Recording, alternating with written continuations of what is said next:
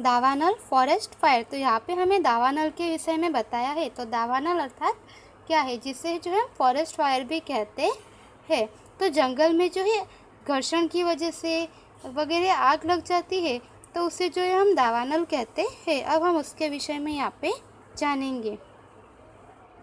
और विद्यार्थी, यहाँ पे जो है आपको दावानल का चित्र बताया गया है कि जंगल में जो है किस प्रकार से आग लगती है और वह काफ़ी ही तीव्रता से आगे बढ़ती है।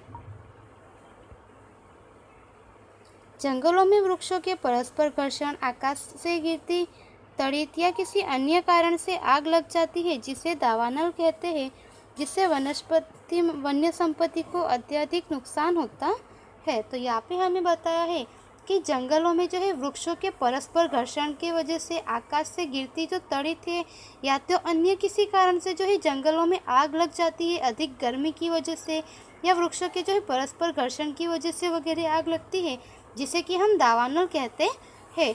जिसकी वजह से जो है वन्य संपत्ति को, तो वहाँ पे जो वृक्ष, पेड़ पौधे वगैरह या फिर वहाँ पे रहने वाले जो जीव जंतु वगैरह है, उनको काफ़ी नुकसान होता है। तो इस तरह से यहाँ पे हमें दावानल के विषय में बताया गया है। अब हम यहाँ पे आगे जानेंगे भूस्खलन, लैंडस्लाइड। तो यहाँ पे जो है हमें भूस्खलन के विषय में बताया गया है।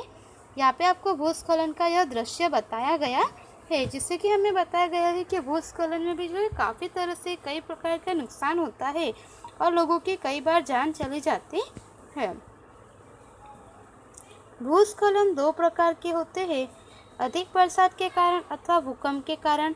कई बार पृथ्वी के ऊपर भाग नीचे की तरफ खिसक जाता है, उसे भूस्खलन कहते हैं। उदाहरण के रूप में वर्षा ऋतु में अधिकतर भूस्खलन के कारण कोंकण रेलवे का यातायात प्रभावित हो जाता है। तो यहाँ पे हमें बताया है कि भूस्खलन जो है वह दो प्रकार के होते हैं। एक तो अधिक बरसात के कारण अथवा भूकंप के कारण जो है भूस्खलन होता है, और एक जो है कई बार पृथ्वी के ऊपर का भाग जो है नीचे की तरफ खिसक जाता है, उसे जो है हम भूस्खलन कहते हैं। जैसे कि हम उदाहरण के स्वरूप में यदि समझे, तो वर्षा ऋतु में जो है भूस्खलन के कारण कोंकण का जो रेलवे का यातायात है वह काफ़ी अधिक मात्रा में प्रभावित होता है। तो यहाँ पे हमें भूस्खलन के विषय में इतना बताया गया है कि भूकंप जो ये भूस्खलन है यह दो कारण से होता है।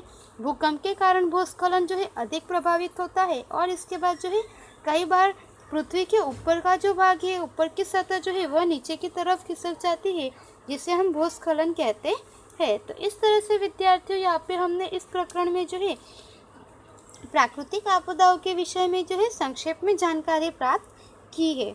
यहाँ पे आपका यह पाठ समाप्त होता है और यह स्वाध्याय दिया गया है जो आपको नोट में लिखना है। धन्यवाद।